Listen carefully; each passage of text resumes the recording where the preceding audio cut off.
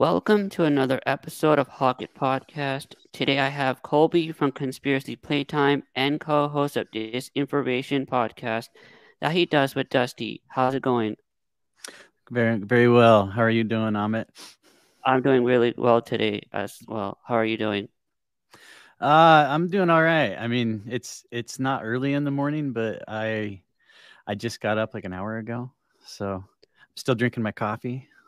Lucky you. I've been awake since 6:30 this morning.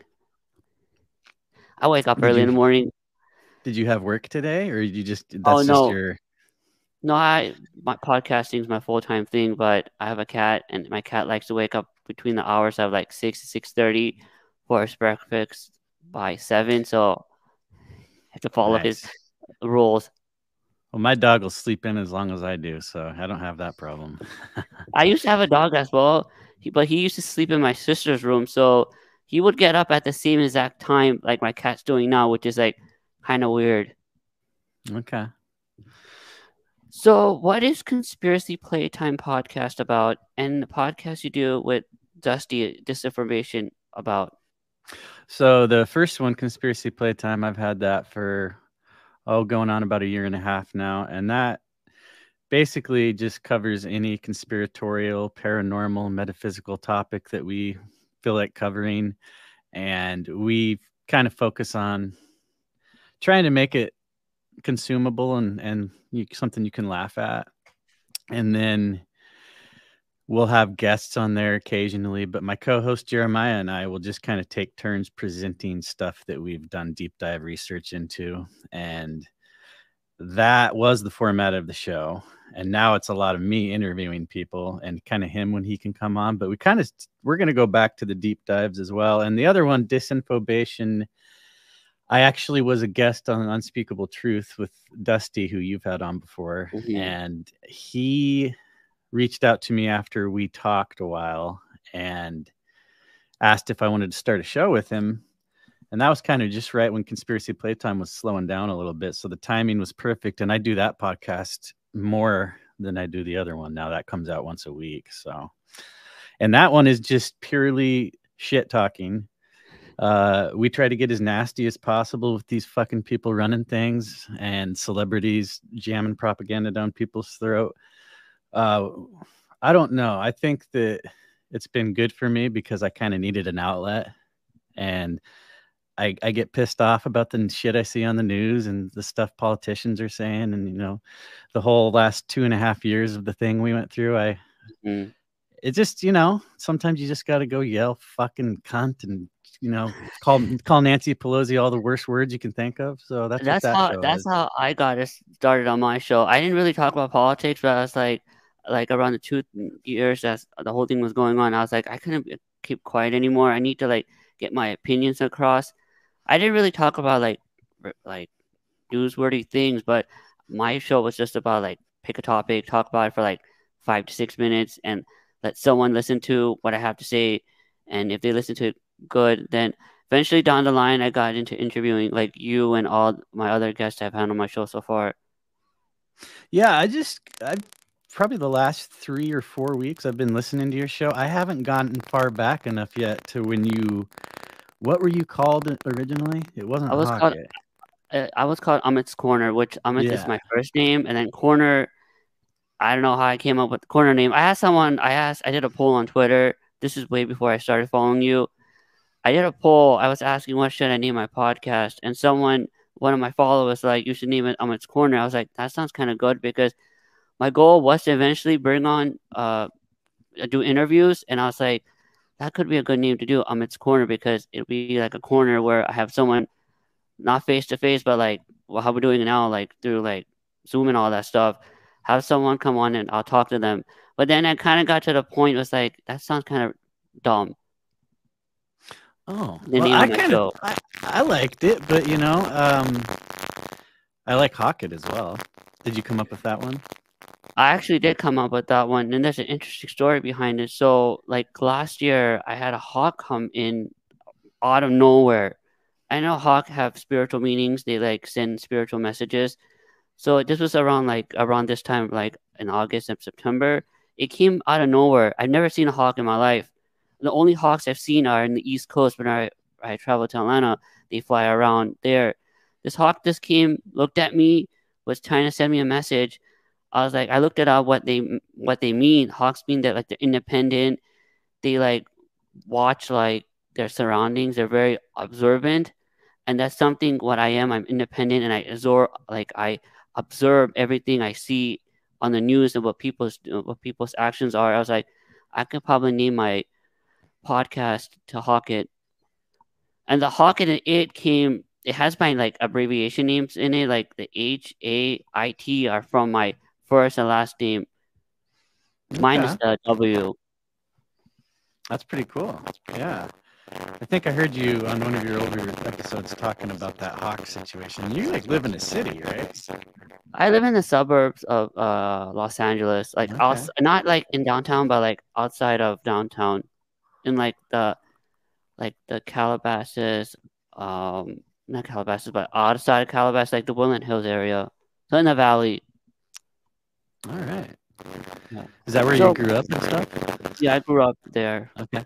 Nice. Hopefully next year I can move out because I'm kind of like getting sick and tired of living at my parents' house and everything's going on now in California. I was like, I need to move away from the valley as well because things I've been hearing about, the Rams owner, I don't know what his name. No. Yeah, he's gonna buy property that's around my area, not houses, but like we have like a mall, a prominent mall we used to have like a long time ago. It's shut down now. He's gonna buy that, and they open up like a Santa Monica Pier type mall where you can walk and they have restaurants and stuff. He's buying that as well and gonna turn that into that whole like area into like the Rams practice facility. I was like, that's great. With that happening, we're gonna have more homeless people, and we already have that, but the crime is gonna go up.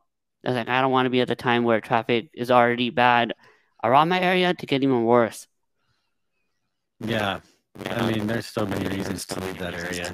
That just adds to the pile, right? Yeah, your microphone is still making the echo noise.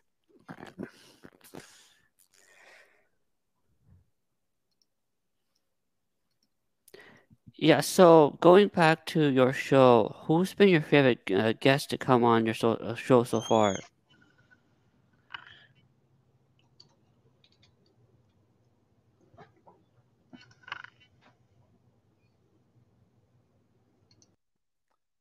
Does that sound better? Yeah, that sounds better now. Well, I don't know why it's doing that. It never does this. Um, Favorite guests so far? There's been a lot of good ones. Man, it's hard to pick just one, but I would say the first guest I had was Frantic Missy, and she kind of is into a lot of the same stuff I've done, or same topics that I'm really into. But she has done like investigative journalistic style reporting, so she was able to just enlighten me on topics of interest even more so. And so that was a really good conversation. We talked for over 4 hours. Wow. We had talked on the phone the night before, just kind of like getting a feel for each other. And that conversation was like 7 hours long. Oh, So, wow. and she's came on Disinfobation as well recently. So she's kind of someone who I feel like I just kind of know her more than other people in the conspiracy crowd. But yeah, just off the top of my head, I think she was a favorite. Didn't you have NY Patriot come on your show from Cold Rejects? NY Patriot was the most recent one, other than the one that I posted last night that got removed. Yeah, he came on and his story is amazing. So Yeah, that was a it good is. I interview had as him on well. my show, and his time at the Cold, and then when you went on Janet's show later on this year, he talked about his time when he got arrested and all that stuff. Like that's interesting because I didn't ask him that question because I didn't even know about it until he brought it up with her. I was like, that's fascinating. Did you see what's going on with him right now? Yeah, I have. Very publicly too. It's kind of unfortunate. Hmm. Yeah, I like their show a lot. I think they work well together. So hopefully they can bury the hatchet. But from what I just read this morning, it kind of seems like it's done. Hmm. So He said he's gonna. I don't want to talk for him, but what I talked to him about, what he talked to me, like how we had a conversation, like he's gonna still do the show, but it's gonna be like his own way. okay, well, it'll still be good. So, who inspired you to start your show, Conspiracy Playtime? Um, Funny enough, it was during COVID, and I hired somebody to help cut soap at the soap place where I work, and he had worked with me before. And he's always been kind of a straight and narrow kind of thinker as far as I knew. And we started talking about conspiracies and just the stuff that were going on, and it was his idea. I never would have done a podcast, and I was already listening to like Tinfoil Hat. I was kind of Joe Rogan had been in my playlist, but he kind of was, going his way. So I'd say, yeah, it was Jeremiah, my co-host. He was kind of the inspiration behind it, and the show was originally going to be me convincing him of certain conspiracies. But by the time we finally got the show going, he was balls deep into conspiracy as well. So it just kind of became we were both like that. So, what's been your favorite conspiracy theory so far that's come true? Or Oh, or like what made you like open up to like the world becoming turned or world upside down? I've kind of always just had a fantastical way of like viewing the world. So to me, I know everybody's fucking answer is 9/11, but that wasn't it for me. That was just like, holy shit, the aha moment. But uh, I would say it was late one night. I was driving through a canyon where I got no radio service whatsoever. So I just started doing the seek where you just hit the button and it just flies through the radio stations till it picks up some kind of signal. And I got Coast to Coast AM came on, and it was just going in and out. But I pulled over when it was in a spot where I could hear it, and I just sat there for like 3 hours listening to it. And it was a guy who was talking about regression hypnotherapy and how they could get people back into their past lives through that. And I just was that to me was like where I was kind of like, okay, there's a whole other world out there where people are talking about this shit. And so that kind of was my moment. And I was probably 19, 20 maybe. Hmm. So, what government event made you question their authority to see that they're really not like where they truly are? They're like evil and all they care about power and money. I mean, for me, it would have been the things that happened before we were born, like the JFK assassination is the really big one, and just the power that the CIA has been able to wield. And those things, when you learn about them, that's why to me 9/11 wasn't a shocker. Hmm. So yeah, just public assassinations that aren't the story that you get. That for me is what kind of made me think that way. So, where are you from? I know when I spoke to you that you're from like you lived in different cities. Is that true? Yeah, I was born in northeastern Oregon, and it's kind of just mountains and canyons and just real beautiful country. Is my mic doing that again?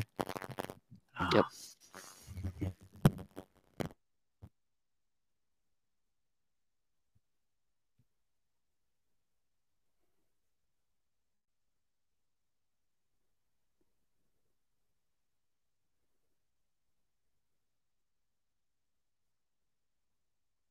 You're muted.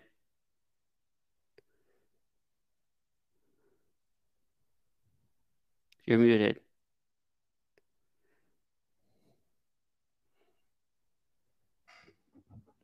How about now? No, you're good. So do you edit with Yeah, these? I'm gonna have to edit this. Sorry, man. If it just, I'll just keep fixing it if that's all right, because it doesn't seem like my webcam mic's picking me up very well from what you were saying. So you Anyway, said you were that. bringing up that you were born in Eugene, Oregon, and then you were gonna say you moved from different places. So I was born in northeastern Oregon, which is like Okay. clear on it's right next to Idaho, and so I was Okay. born there. I grew up in southern Idaho. My mom relocated after she got remarried, and then I lived in Arizona for a while. I ended up in Eugene in my early 20s, and that was kind of short lived. But that city definitely feels like there's something up there. And come to find out years later, the CIA and the Russians were using that place to like shoot lasers at each other. Oh, And really? I didn't know about that. it's called Project Pandora. It's a very interesting thing to look into. So, what are some famous things about Oregon? Well, Oregon's known for slow drivers and lots of marijuana, and I think maybe those two have a correlation. But historically speaking, we've got the Oregon Trail, the famous Lewis and Clark expedition. I think that's probably the thing that we were known for. It's also known as the white state because there's like 5 black people in the entire state, and it was a very white supremacist state when it founded. Portland actually had some, you could kick the shit out of people after sundown if you wanted to get them to go inside, kind of thing. And that was until like within the last 100 years that changed. Are you So guys? Oh, go nothing ahead. good as far as the fame goes. Are you guys known for any like famous foods, dishes? I think that State? Portland in itself kind of became like a food mecca for a while, and it was just known for really high end, like brunch type shit. And we're also really known for microbrews What is because of that? that. Microbrews are just like, instead of a domestic beer, it's a beer that's made in small batches, and those took off like probably within the last 20 years. But Oregon was one of the first states. We have more breweries per capita than people in a lot of the cities. So Oh, wow. So, what did you want to be when you were growing up? first, it was my brother and I were really into movies, and it was about trying to be in the movies. And then as we grew older and saw that the actors aren't really the ones doing it, kind of wanted to be a filmmaker at that point. And also, I enjoy writing. I'd still like to do that at some point, kind of publish some work. What kind of So, writing are we talking about? Like, fiction mainly. So I like to write about this kind of stuff, the stuff that you and I talk about, and kind of incorporate it into really big stories. so I know you're interested in the paranormal. What one topic that you dove deep into that you found that was interesting to you?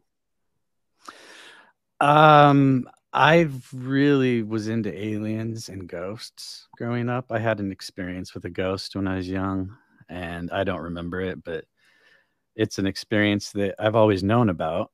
And my mom and my dad both kind of believed it too. So I've always just kind of thought that was a thing that just exists, and there's people that are in denial about it. And we don't, I mean, who knows what ghosts are? Frantic Missy thinks that you're looking through time. You're seeing a person that's alive. They're just for some reason coming through into your dimension. So she doesn't think they're dead people. I think that's an interesting theory, but what do you think about it? You think they're I don't dead think people? no, I don't think they're dead people. I think they're spirits from another like realm trying to come and visit and see what's going on now. And you'd be like, "Oh shit, that's what's going on. Okay, I'm gonna go back to I where I was from back then." Okay. Another theory I have is like maybe certain people can astral project because the CIA has trained people to do that. And what if you can just do it and you didn't mean to, and you end up somewhere else, and then someone who has pretty good perception can see you for some reason? I've thought maybe that's a possibility. But Have you? like with my situation, it was the guy who lived in the house before us. So, and he was dead when we saw him. So So that's what the ghost story is about? A dead person from a previous house? that's the ghost that I saw. He was a guy that lived there. I was only like 2 or 3. I described what he looked like to my mom, and Mhm. her family knew the guy that lived there, and they said that was a spot on description of him. So that was kind of just the theory. Huh, interesting. So you mentioned you make soaps. Is that true? Yeah, that's my day job. That's how I pay bills. Is I make soap that it's kind of small batch for this. It's a couple thousand bars in a batch, so it's not like small like someone making soap in their kitchen. But we put soap out 6,000 bars a day, probably is what we sell. And yeah, it's been around since the early 70s. I got that job when I first started living in Southern Oregon, and I've had it ever since. So it's been over 10 years. What kind of soaps are we talking about? So it's a vegan friendly product. There's no animal product in it. So it's vegetable oils, lye, then the minerals for colors, and essential oils for fragrances. So it's kind of, shit hippies would use. So how long does it take to make like one bar of soap? So I make one batch, which is 2,000 bars of soap, in about 2 hours. And I make Wow. 3 of those a day. So yeah. And So so what got you fascinated about making soap? Was it like the craft side of it, or was it you needed to make money, so let me do something to accumulate my bank account? yeah, I was trying to stay here in Southern Oregon, and it was really hard to find work. I was working construction jobs; they were kind of come and go. And then I just found this on Craigslist, and I walked into that store and I knew the soap because I'd lived in Eugene, Oregon, like we said earlier, and I saw it there and I started buying it there because you could buy like the ends. So it comes out in a big old log, you cut it, one log is several bars of soap, and then the two end pieces, those will sell at like bulk food stores. And I was buying it. So when I walked in, I'd seen it before. I got hired on the making end of things 2 months into having the job there. So I kind of just fell into it. It wasn't ever like, oh, I want to make soap, but it's a pretty cool job. People seem surprised when I tell them I make soap, and I'm always like, well, somebody's got to make it. We all use it every day. I was surprised when you mentioned you make soap as well. I didn't know, like, I thought you did something else. I was like, you're a soap maker? That's very interesting. Yeah, it's not an everyday job you hear about, but it's fun. But it's not something. It's like following a recipe. Mike's doing it again.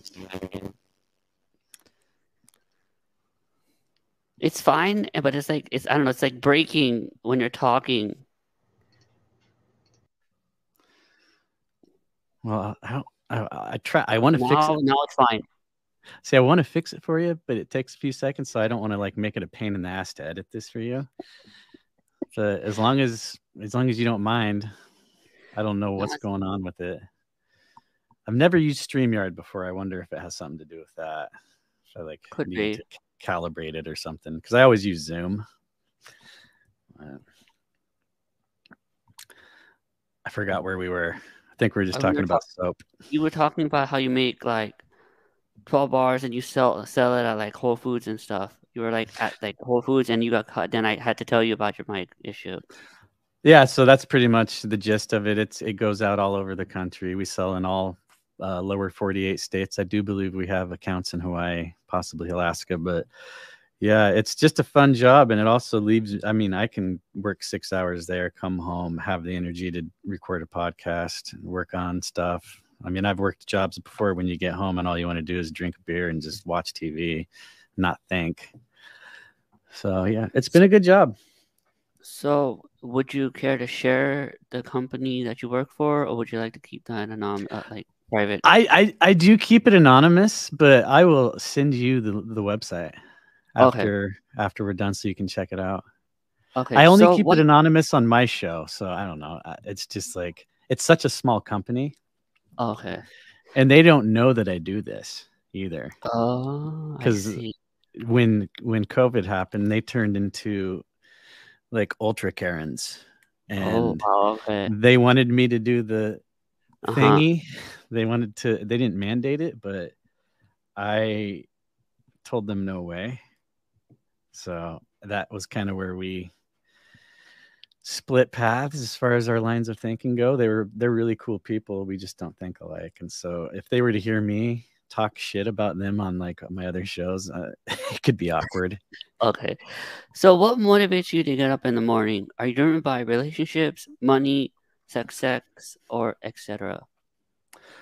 Um, I would say that the thing that drives me the most is knowing that we're alive in a part of time that is just up in the air. I mean, you could wake up one morning and see that Andrew Tate is a human trafficker.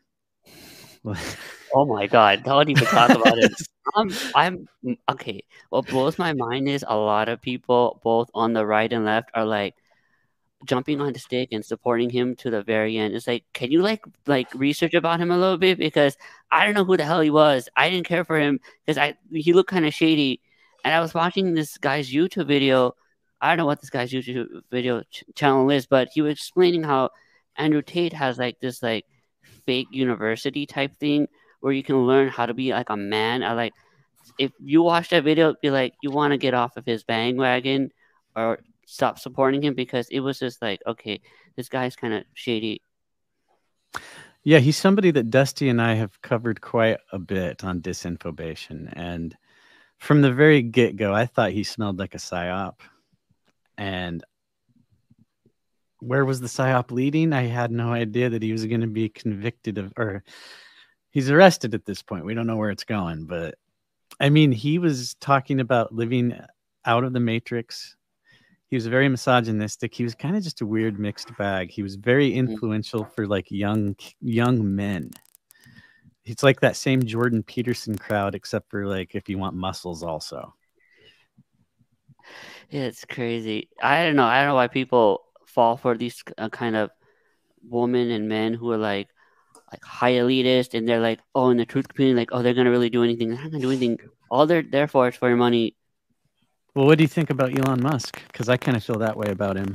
I never liked Elon Musk. I think he's gonna. I think from next year, Twitter's gonna be like, show your ID of some form so you can use the platform. Because at $8, Twitter Blue is exactly where he's gonna push out a lot next year. Well, he wouldn't have acquired it if he didn't think he could turn it around and turn it into a moneymaker. I don't even know if Elon Musk is actually running Twitter or someone else like on his side that we don't even know of running it. I don't think he's making his own tweets at this point. Oh yeah, I never thought he made his own tweet. None of these celebrities make their own tweets. It's someone they hired to tweet for them, and I don't think Trump was doing it either. He hired someone Right. like young to be like, okay, tweet this out for me. I'll pay you to not say anything behind my back. That's what I think Trump did. Trump hired someone young. He's like, I'm gonna pay you, tweet this nonsense out so I can get the the praise that my worshippers want from me. Because there are a lot of people who are like, I believe, praise him like a god. Like Uh-huh. he's like a cult leader to a lot of these people. And we're still talking about Trump Yeah, because Musk is the same exact way. yeah, You know, both of them are. he's got this following that just baffles me because the dude obviously isn't for free speech. He can say he is all day, but he took Grimerica down. I don't know if you listened to that podcast, but I had Darren on his Graham come on my show. Eh, I had Graham come on, and then a few days after they went on their trip, and then they came back, and then they got their Twitter taken down. I saw that. do you know why? Who knows? I Like, don't know. There are a lot of people on the like who I follow have lost their accounts. yeah, and he's bringing back the shysters like Peter McCullough. Is that his name? Robert Malone and Peter McCullough. Yeah, Like these guys who are crusaders, but they both took the jab.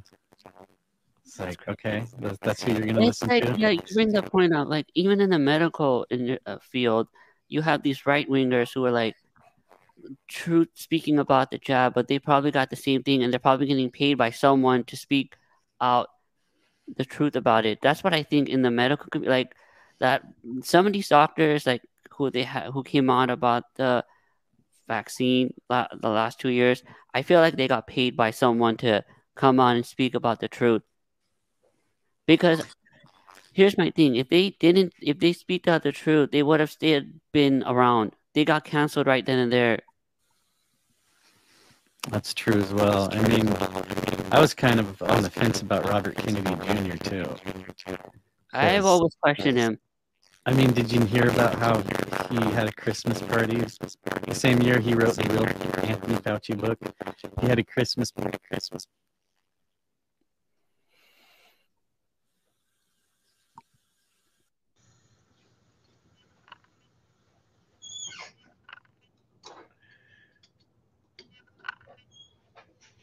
You were mentioning that Robert Kennedy did a Christmas party, and he wrote a book at the same time. Yeah, so this was like the year that his book was selling, and just it was a bestseller. And then his wife is an actress, and she put on the Christmas invitation to come to their Christmas party. You had to have the thing done to you to get in, I and see. so wondering how authentic he could be. Like, did he? Yeah, I I mean, don't know. I feel like a lot of these people on in the truth community, like very highly popular ones, are all fake. They're all phonies. They're all paid people to spread the truth in like each group you go into. mm-hmm. I mean, not even talk about truth. Like even in cults, you see like these cult leaders, they got paid. Like the Nexium case, you heard about that one before? The one that happened in Oh, Albany, New York. Keith Raniere. Yeah, he was. I did an episode on it. He first started off like a self humiliating type of thing where you go and talk about your feelings, and then later down the line, it got kind of like sexual, and it slowly became into a cult.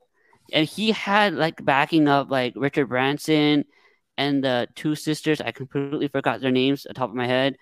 He had like backing up high profile people, and most of these people in the truth community are the same thing. They have backing up, hire someone behind them.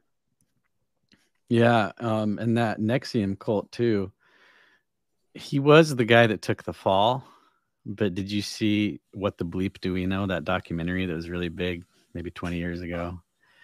It was like pseudoscience, spiritual shit. What the bleep do we know? And I know he did other things, but that guy was one of the main dudes there too, and he's walking around to this day. I mean, I don't know if he was the one branding the women or anything like that, but yeah, you never really see the real guy, I don't think. The people who really are coming up with these ideas, they want somebody else to be on stage saying it, just like politics, you know. I think you're 100% right about that. And it's, you know, any way to sow division, you pay these doctors to pretend that they're on the whatever 1/3 of the population that's dead set against getting this thing. And yeah, you got to keep them on that path somehow. Mm-hmm. So, what's your opinion about technology? 'Cause I know you mentioned you wrote out that you use a flip phone still. Yeah, my view is it's such a double-edged sword. And one of my early heroes, and I feel weird saying this, but I don't want to say hero, but the Unabomber Manifesto, that shit has come true 100%. And he warned about rich white liberals, much like Malcolm X did, and technology. And he was experimented on at Harvard by the CIA. He was also left alone when he was an infant in the hospital for weeks. Nobody touched him. Imagine if that guy had been nurtured. The Unabomber Manifesto could have been like the new self-help book. It really could have been. But anyway, yeah, I think technology is the downfall. It's also bringing us some really cool shit. Like we're talking right now, I don't know, we're several hundred miles away from each other. It's almost instantaneous, like we're in the same fucking room. I appreciate certain aspects of it. I think the reliance on technology that we're seeing in this up and coming generation is the thing that scares me the most. And what's going to happen if there's a huge solar flare to these kids that are walking around with fucking TikTok up their ass 24/7? They're not going to know how to act. They're going to have withdrawals that are very similar as far as like receptor sites in your brain. Were you pointing at the microphone again? Yeah, it's starting to do it again. It's like it's doing really well. You're doing well. Then it's suddenly it's like there's like a connection issue coming on your end. It's like staticky. Is that better? Yeah, it's better now. I don't need to unplug it and plug it in. I just need to switch and it starts over for some reason. I'm sorry, dude. This is going to be a bitch to edit. That's okay. So you were talking about kids if the TikTok goes away. Yeah, so I was thinking, I don't know when the audio started chopping up, but I was saying that there's receptor sites in the brain that work on the like endorphins path.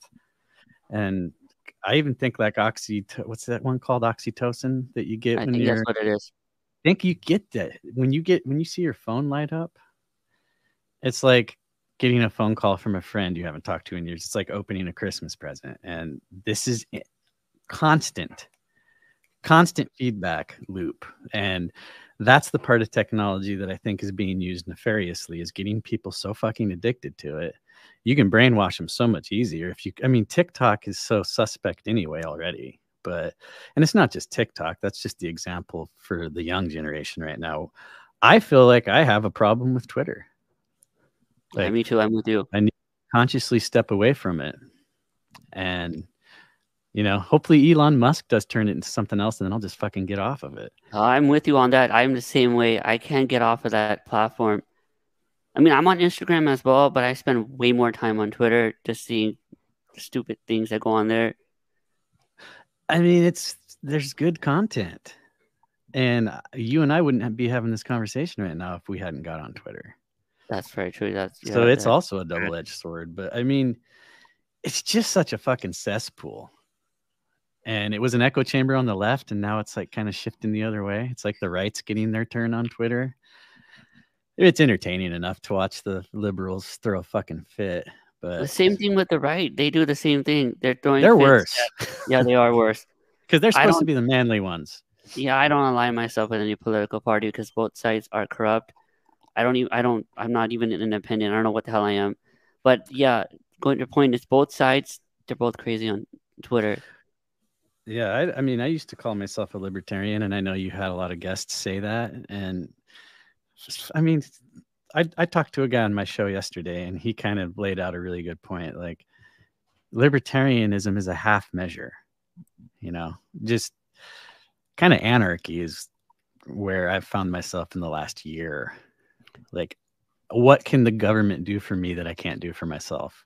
Why are they needed?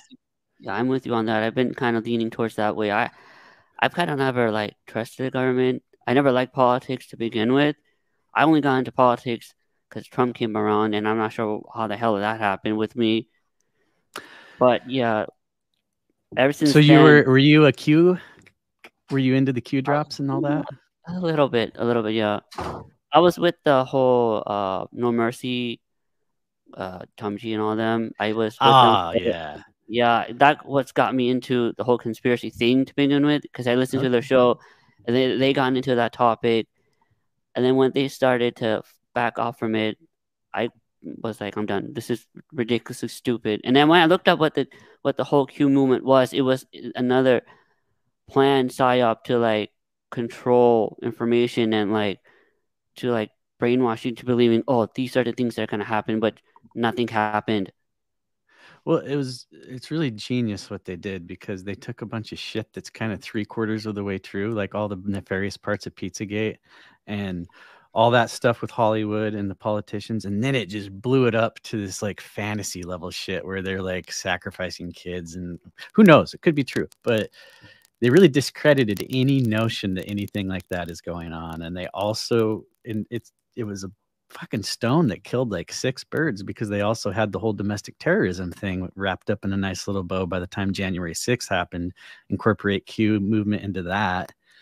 So yeah, I got, as much as I hate what they do, I got to respect the intelligence community sometimes, because they're not dumb. They know what they're doing. This is years and years and years of psychology and experiments on people that they've kind of perfected it. Mm-hmm. Yeah, the whole January 6th thing, I kind of had a gut feeling that something was going to happen, because when Trump had that whole announcement to come into Washington, I was like, they're about to do something to blame it on the right and the whole QAnon people. I was like, yeah. I was like, yeah, I don't have interest in going. And then you learn that day when the whole thing, the Trump speech happened, and the whole thing happened in the Capitol. It was after watching cities burn in 2020 with the backing of corporations and politicians, and then they acted like January 6th was the worst fucking thing that's happened since 9/11. It was just, and people falling for that. I mean, the lady I worked with, she ran in.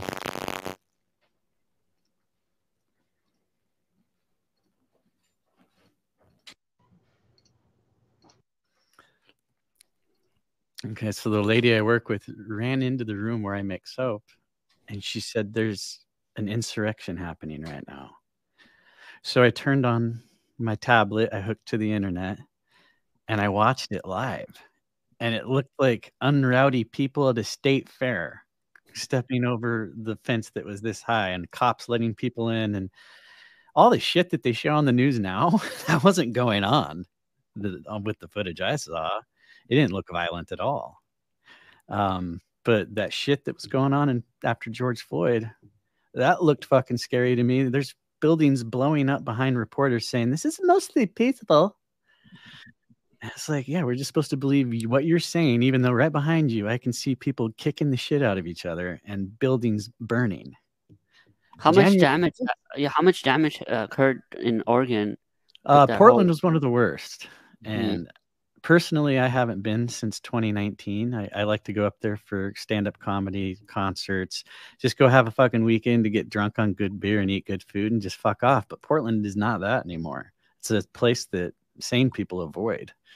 But yeah, it had extensive damage and they still are doing shit. Anytime something happens, anything political that they try to blow up, Portland's one of the first cities where you'll see Antifa and Proud Boys, probably FBI on both sides, just riling shit up. So Mhm. we had some fires too in Southern Oregon in 2020, and there was Antifa everywhere, starting small dumpster fires. The dispatchers were getting calls of arson, like hundreds in the same day. And those fires took out cities. Like I have between here and where I work, there's 2 cities, and the downtown area is just burned. Like there was nothing left. And that Mhm. seemed man made.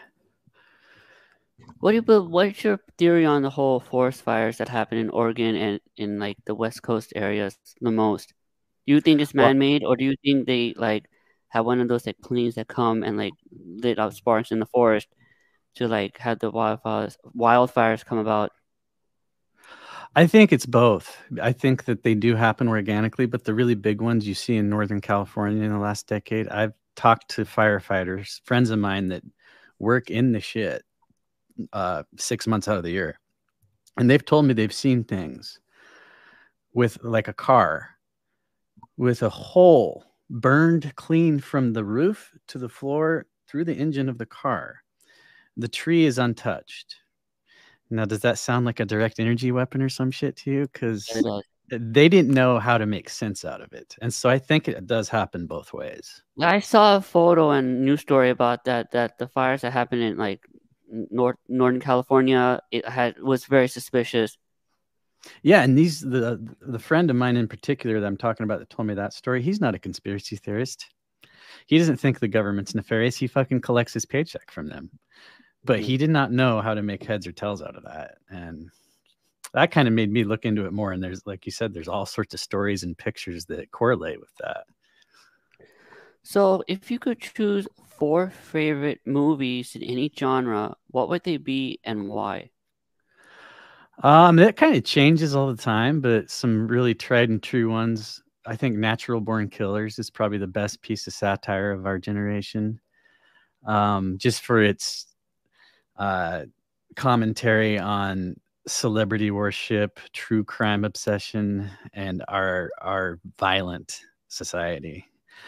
I mean, there's a sexual molestation happening, and when there's a laugh track in the background, and a lot of people don't understand what that means, and it's just like, okay, it's America, so that's definitely up there.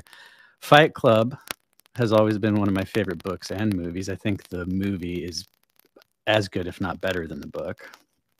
Um, The Big Lebowski, I think, is probably one of the smartest comedies ever written, and it's a movie you can just put on 2 or 3 times a year. And the one liners, John Goodman, uh, what's Jeff Bridges? They just, I don't know. It was just, I think it was a perfect movie.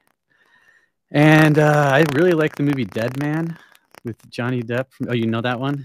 No, I I don't. I'm tell. just count. I'm just counting in my head how many movies you I said. think So I that's four. That one's okay. fourth, and that one is kind of it's a spiritual movie, and it's really cool the way they shot it in black and white. And it was Johnny Depp before he got his pirate booty and sold his soul, back when he was actually an amazing actor. And yeah, so that's four. What do you think about the Amber Heard thing? Do you think it was a kind of like a trying to like kill him off of the like Hollywood scene, or you think that was like actually what happened between them two? I think it's very comparable to the infamous Oscar slap. There was something huge going on, and all anybody talked about for 4 fucking months was Will Smith slapping Chris Rock, and I think that was by design. Same thing with the Amber Heard Johnny Depp trial. You notice how, in conjecture as far as timing goes, Ghislaine Maxwell was on trial at the same time. Mm-hmm. No one was talking about that because Johnny Depp's chick took a shit on his pillow.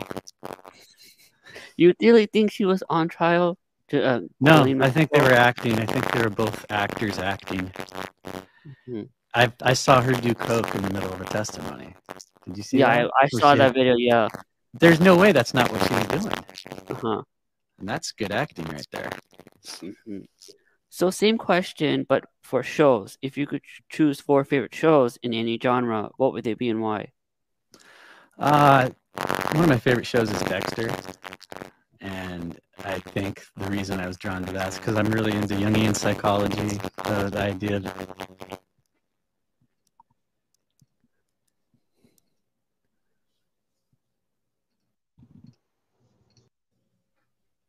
okay.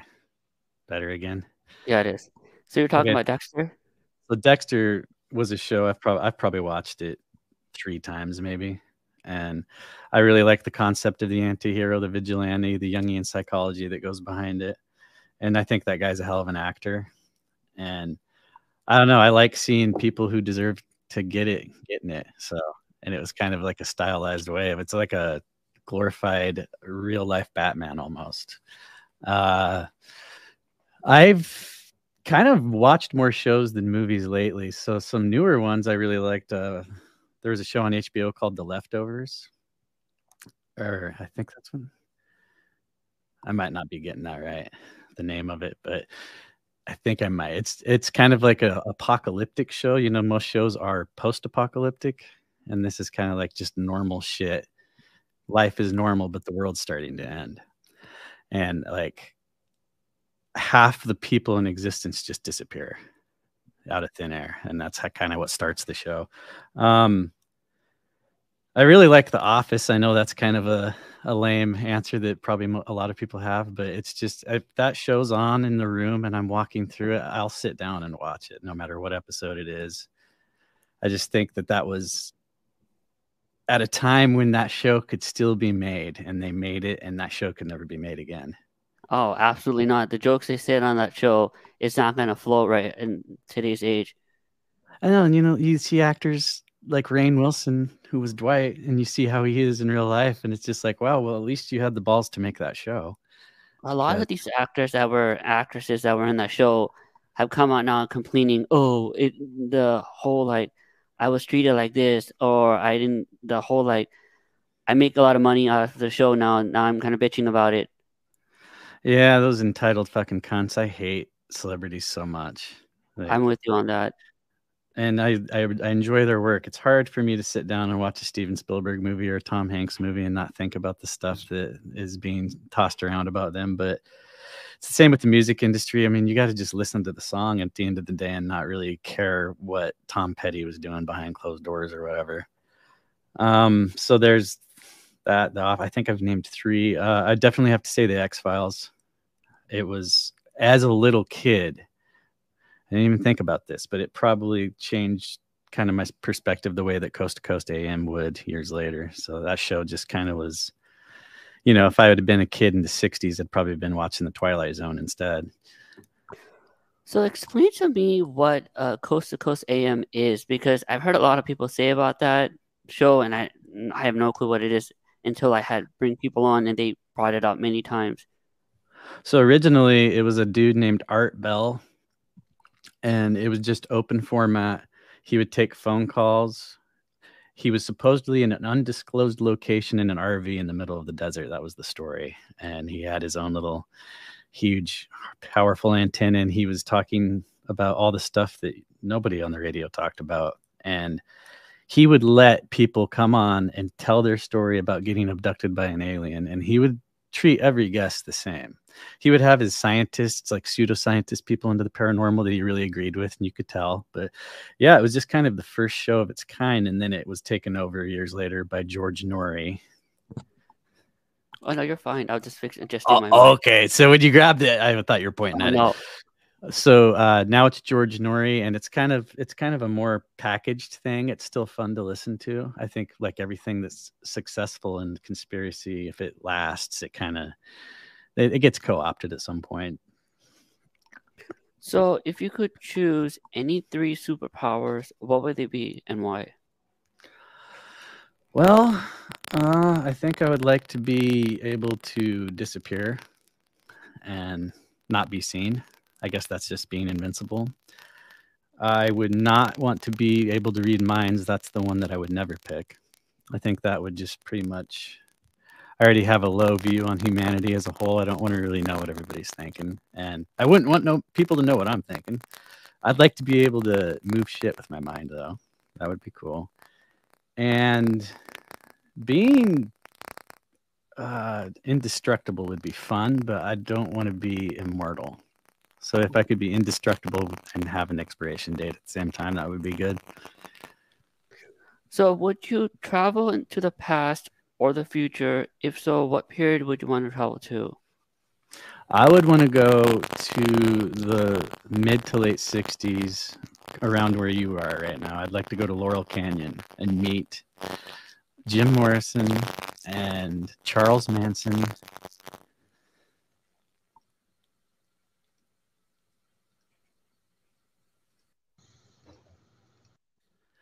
So yeah, I would go to Laurel Canyon and meet all those musicians like Jim Morrison, John Phillips, Charles Manson, Jack Nicholson, all these actors that were around back then, and just fucking ask them like, who's making you do this? I would like to see this.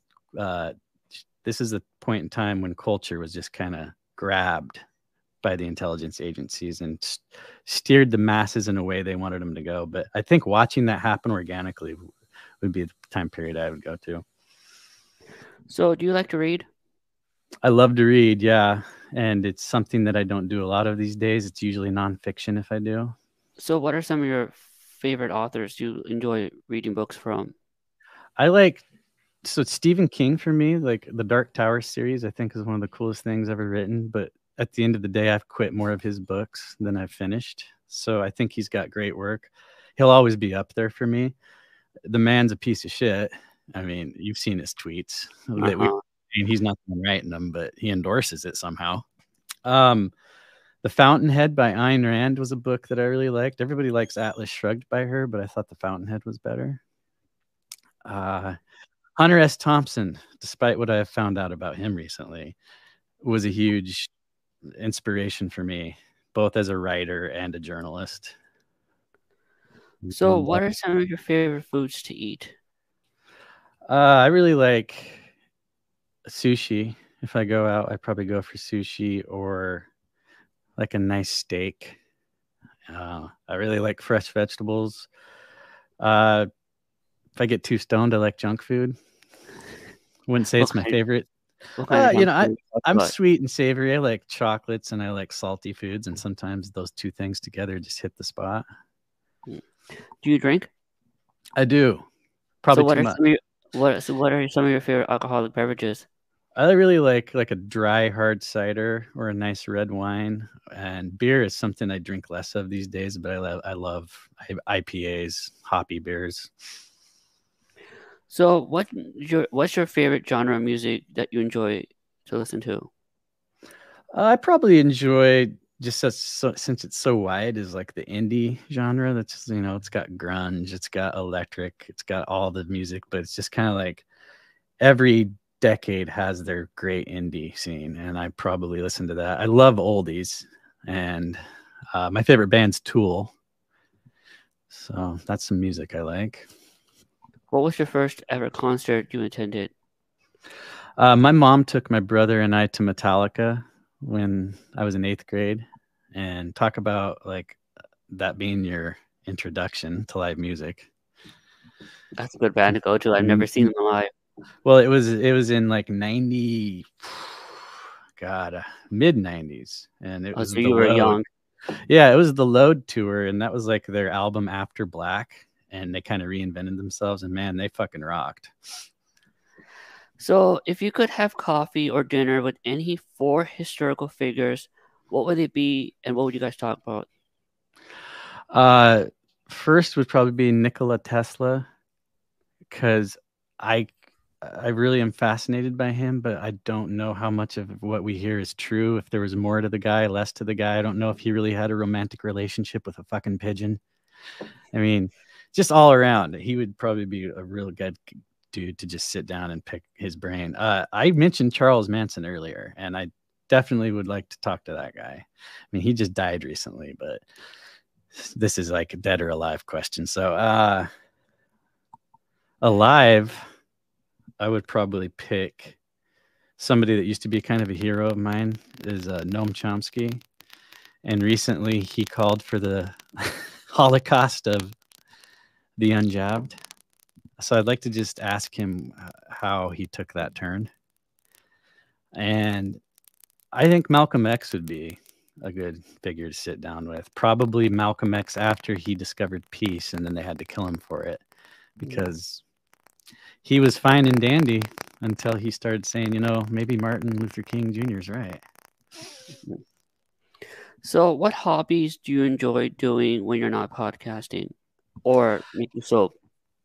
I enjoy something I don't do enough is just getting out into the mountains and walking around. I mean, call it hiking or just kind of walking around looking at shit. That's something I really enjoy. I love people watching. It's one of my favorite hobbies. If I'm bored,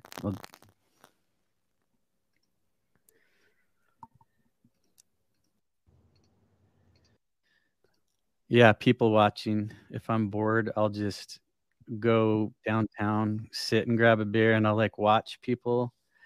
And you can't hear their conversations, but I'll make it up in my head, like what they're saying. And or just like sometimes I'll see somebody sitting alone like me, and I'll be like, dude, that guy's wife is totally fucking his brother. I can tell just by the way he's staring at his beer. And you just make up stories in your head, because I like to write, so I don't just write on paper. I'll just write in my imagination. So yeah, people watching. Is that's where inspiration comes from watching people's actions to your writing? Yeah. So like I'm talkative enough when it's just like me and you sitting here, but if I go to a party, my favorite thing to do is observe drunk people, because you can get stories out of these people. Chuck Palahniuk, that wrote Fight Club, that's how he gets his ideas for his stories. Is he'll go out and he'll just say something outlandish, like he'll tell a story about his mom beating him up in his backyard, and then he'll have everybody line up to tell them their version of that story, and then he'll use that in his writing, just like So yeah, I do think that everyday people, it's better than the nature shows that you can watch, like lions eating hyenas. It's kind of the same thing. So, what is the best job you ever had besides the soap making? Besides the soap making, I would say I haven't really had any other good jobs, but my second favorite was probably carpentry, just because it's taxing on your body, but just it's problem solving. And so for me, it would be like, all right, I got to build this or fix that, and then 5-6 hours go by and it's almost time to go home. So it also works out your brain. I don't enjoy it. I would never want to do it as a living, but it was a good experience to go through. And I also have a pretty basic set of skills now. If I ever need to fix something on my own, I don't think I would want to build a house from the ground up, but I could if I needed to, probably pull it off. So, what was your worst job you ever had? My worst job for me was painting, and it's also in the same construction industry, but it's just nasty ass chemicals, and the prep work sucks. You got to get down on your knees. It just fucking beat the shit out of my body. Both my mom and brother are here for the holidays. That's what they do for a living. I mean, my mom kind of is like a Jill of all trades, handy woman, but she does a lot of painting. My brother owns his own painting business, and at one point he asked me if I wanted to come work with him, and I had to say no. It's just I hate it. Mm-hmm. So you mentioned also to me that you were a newspaper person that delivered newspapers to the house at 2 o'clock in the morning. That was an interesting job, and that's getting back to Eugene, Oregon. And at 2 a.m. to 6 a.m., there's a city under that city that comes up. I mean, if I didn't believe in vampires before I lived there, I certainly do now. And I think that there's remnants of old civilizations all over the place. I think Eugene's one of them. So delivering newspapers, and that's also when I started listening to Coast AM religiously because it came on at that time. So my imagination was already wild. I would just get stoned, go deliver papers for 4 hours, and just was in another world. And then I was sleeping during the day. My girlfriend was going to college at the time. We saw each other like maybe an hour a day, but it was just kind of romantic to like be in your own world all the time. And it only lasted about 9 months. I don't think I'd want to do it long term, but it was a good experience. I always forget about that job. So now tell me about the three most influential people in your life and how they affected you positively or negatively. I would say Bill Hicks. You know who he is or was? I've heard in the name before.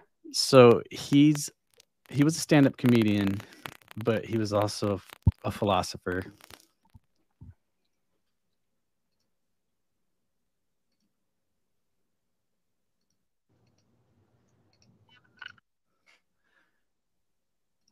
Okay. So Bill Hicks, yeah, stand-up comedian, philosopher, died at 32, and it's like he was just getting started. He liked to joke about societal issues, and he incorporated his use of psychedelics into his act.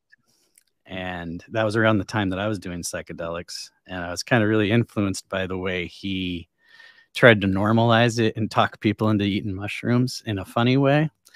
He was also very anti-government. And funny enough, I talked to a guy yesterday who's one of those people that thinks Bill Hicks isn't really dead and he became Alex Jones. Interesting. I hope that's not true, but probably fucking is. Who knows? And he laid out a compelling case for it. My mom, definitely.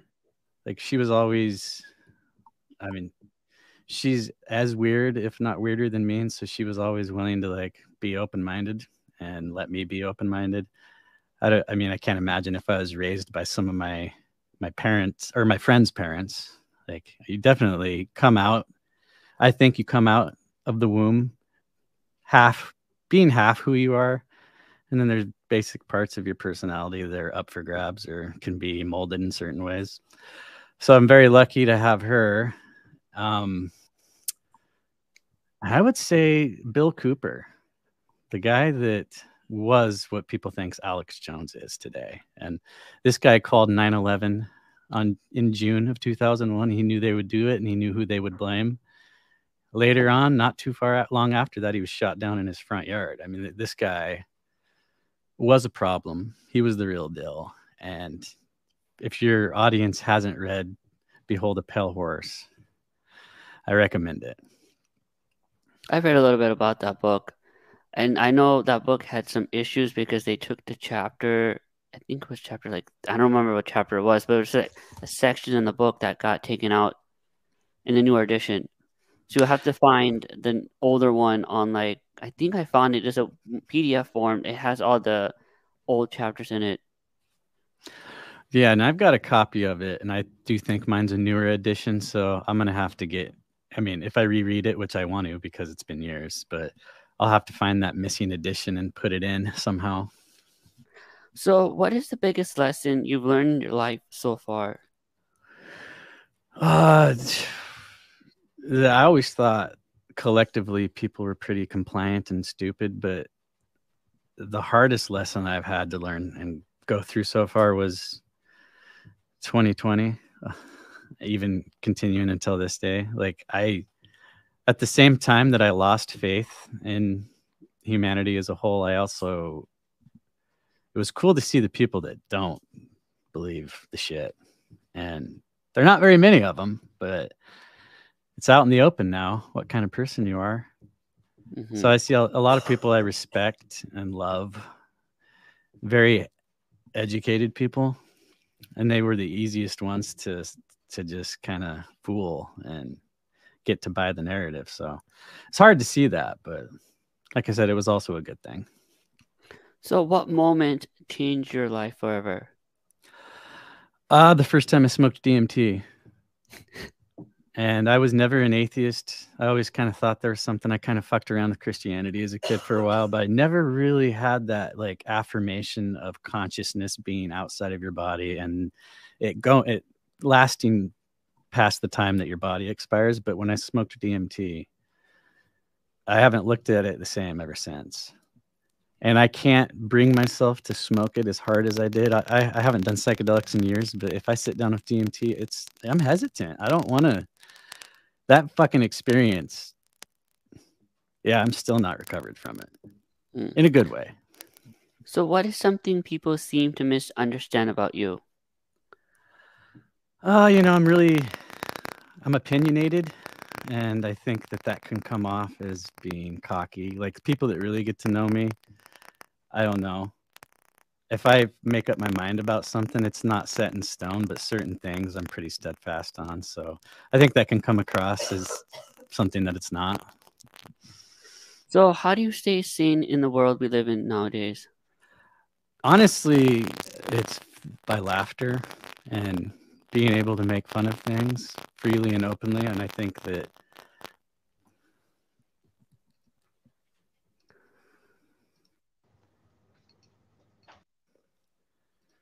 if it wasn't for comedy and laughter, I don't know where I'd be.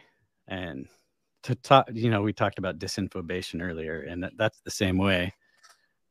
Like if it wasn't for comedy outlet, the ability to just talk shit, and I don't know, I think some people might look at that and it come across in a mean-spirited way, but these people need to be knocked down a few fucking pegs, and Mm-hmm. a better way than through laughter. And when communist societies take over, the first thing they do is get rid of the court jester. That was one thing that kept monarchists kind of honest, and it doesn't exist anymore. I mean, there would be in a dictatorship, comedy would be the first thing to go. Well, they were already going after comedy the last 2 years, especially the And ones that were outspoken about the whole COVID narrative. They were going after them a lot. And the people who were yeah, supporting it were giving them the paychecks. I mean, stand-up comedy's dead, right? Mm-hmm. It's, I mean, you have people like Bill Burr who are funny and truthful, but there's not a Bill Hicks right now. Mm-hmm. Yeah, I think they're comedy and conspiracy. They're kind of overlapped in that way. That's why my favorite shows are both. I don't mind a conspiracy show that takes itself seriously, but I'd rather be laughing at Pizzagate Mm-hmm. than listening to somebody go into detail about how fucked up it is. Mm-hmm. So, what are some things you've had to overcome in your life? I think that learning to be okay being alone was huge because I've watched friends of mine stay in relationships they don't like just so they don't have to be alone. But for me, it kind of happened in my late 20s, early 30s, where I just accepted that being alone is less lonely than being with somebody you don't love. And so I found that out by being in a couple bad relationships and overcoming the need to be with somebody. And don't get me wrong, I definitely want that someday, but I'm not going to settle for something that's not exactly how I want it. Mm-hmm. So that's something that, yeah, more recently in my life that I've dealt with. So, what kind of qualities do you want in a partner? I'd love someone who doesn't take life seriously, but also does, which is kind of a weird tightrope to walk, but I'm very serious when it comes to certain topics, but I also want to be able to laugh and not be serious. I want somebody who's gonna kind of keep me grounded. If I date somebody just as crazy as me, who the fuck knows where our minds are gonna go? So I kind of want a balance as far as like, someone logical, but somebody open-minded. And somebody who doesn't need constant affirmation from me. That would be nice. So Mm-hmm. I don't know if I'm describing somebody who doesn't exist or I just haven't met her yet. Time will tell. So, what do you think should be humanity's goal? Transparency as far as the things that are going on at the top right now. I think exposing those things. That's why I love people like Whitney Webb, James Corbett. the journalists actually doing the work. People like you and I just willing to have conversations with people and hear them out and hear what they think is true. I think that that's what we need to be shifting more towards. And of course, the powers that be are going for the opposite of that. Hmm. So, what do you think the world will look like in 5 years from now? Will it get better or worse, or will we all have to go through a roller coaster ride that we've been going through since time? Yeah, while I do believe that every possible outcome exists, the fun thing about how it's going to be in 5 years from now, Amit, is that you and I get to decide that. We Hmm. get to decide after we get off here today, what are we going to go do? Something that could change the world, or maybe we'll just go have a bagel. I don't know. But Hmm. my point being, in 5 years, I think it could be a complete fucking hellacious shit show, or it could be moving in the right direction. And I like to think that keeping hope alive in that arena for me also is something that keeps me getting up in the morning, to get back to one of your older questions. So yeah, I mean, I don't have an answer for that. I want it to be a good world in 5 years, but yeah, there's a lot of work to be done. Hmm. So, my next question is, what is giving you hope right now? That is what's giving me hope, is the fact that 3 years ago we didn't know who the real true thinkers were, and now I know that, even though as far as like humanity goes, it's not a large percentage, it's enough. And I've seen a lot of critical thinkers emerge from COVID. I've seen people bury their head in the sand deeper than it already was. So for me, it's those people that I mentioned first. They're giving me hope. And I see that a lot of people, it's not too late. Some people have pulled their head out of the sand. And I think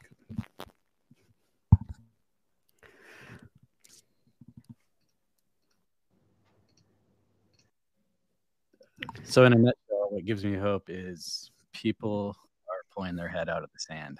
And I don't know if that means they're going to have to wipe us out in another way, or just, they're getting creative. So I'm hopeful that that won't happen.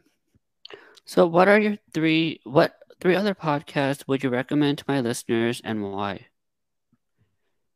So I'm going to try to give you answers that I haven't already heard on your show, because there's a lot of like shit, Kojak, Odd Man Out, my co-host Dusty, you. Obviously, our shows are on that list, but so some fresh things, and you can tell me if somebody's given you the answers that I'm about to give you. Those conspiracy guys out of Ireland.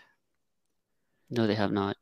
So I talked about wanting to listen to comedy mixed with conspiracy, and this show is years older than Tinfoil Hat.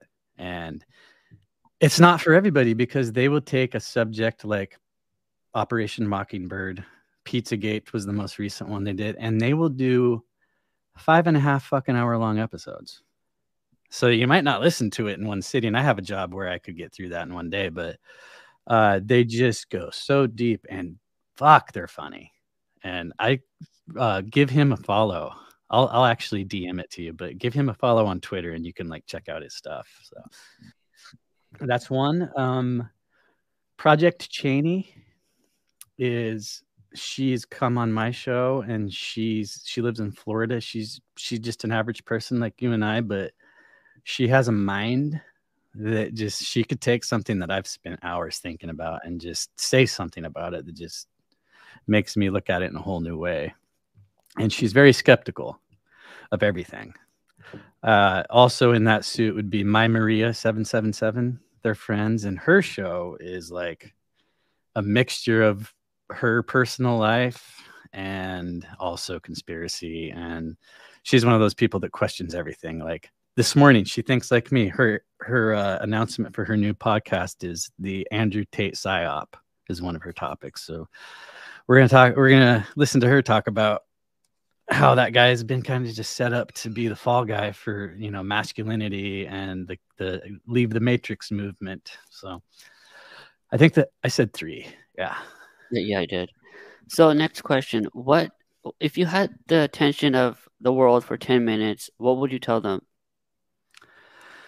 Well, I would say that before, and we're just going to use Elon Musk as an example, before you fall for somebody who's saying something that's nice and shiny that you happen to agree with, before you bow down on your knees and suck their cock, you should take a look at their past, and you start with their family. And if you see like someone like Elon Musk's grandfather was the uh, kind of the originator of technocracy in Canada. He had the technocratic party.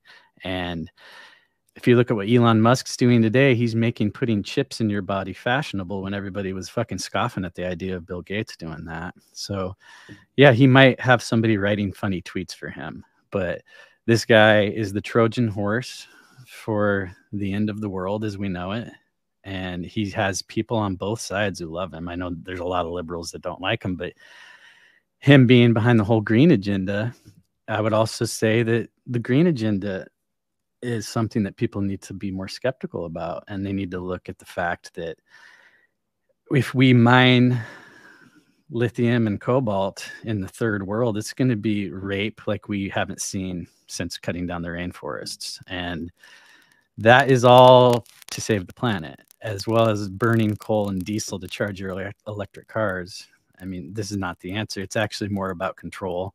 So I think people looked at that a little bit more and didn't just buy what they were being told by the people that want us to fucking stay in our houses and order food in and masturbate to Pornhub instead of actually going out and meeting somebody.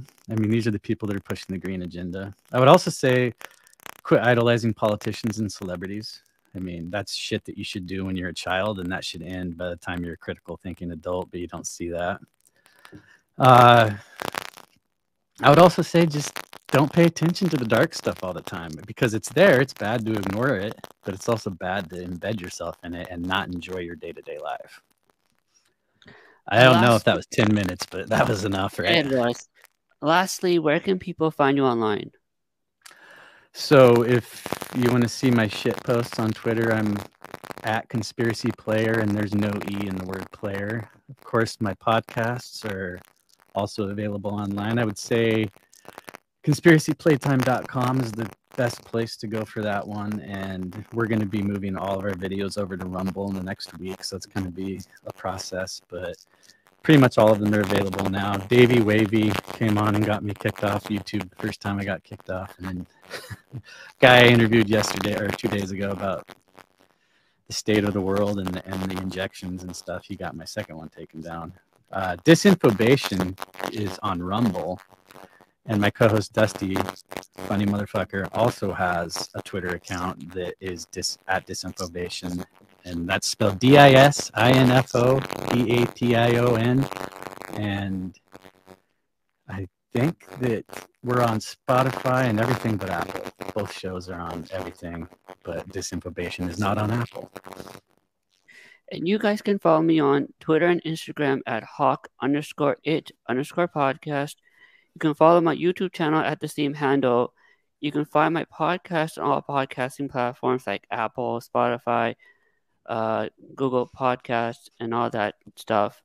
Thank you so much, Colby, for coming on the show today. You're very welcome. Thank you for having me, and I'm going to love to get you on mine at some point. I definitely would like to come on. Thanks again. All right, man. We'll be in touch.